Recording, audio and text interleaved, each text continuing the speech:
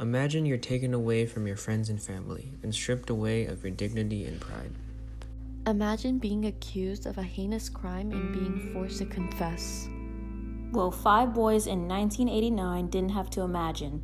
This was their reality. In April of 1989, Trisha Miley went on a jog in the late hours of the night in Central Park.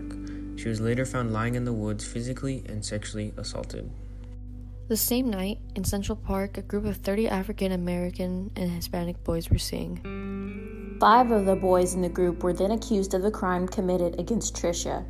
They were unaware of the crime, and many of the boys had little connection with each other. The police used coercion tactics to force a confession from the boys, many of them saying the boys could go home if they lied and confessed on camera. Corey Wise, the oldest of the boys, was even beaten into submission. The boys were then sent to prison for many years, some of them even incarcerated for 14 years. After DNA evidence and a real confession from Matthias Reyes, the real assailant, the men were let out of jail and received a $41 million settlement. Many of the issues faced in this case can be compared to the 1953 play The Crucible, a story based on the Salem witch trials. In both cases, the accusers were ruled by fear, letting their emotions and prejudices get the best of them.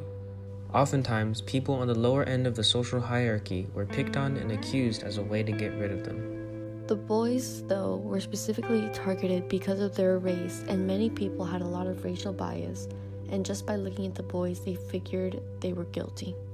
In the Central Park 5 case, the prosecution implied guilt based on the boys' false confessions and a blonde hair unrelated found on Kevin Richardson's, one of the 5's, coat.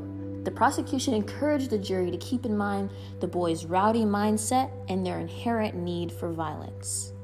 The defense simply stated the obvious, that their DNA didn't match DNA that was found at the crime scene. The defense also mentioned how there wasn't any valid testimonial evidence. False confessions are quite common in the judicial world and can seem like a way out for the accused, but often leads them into more trouble in court.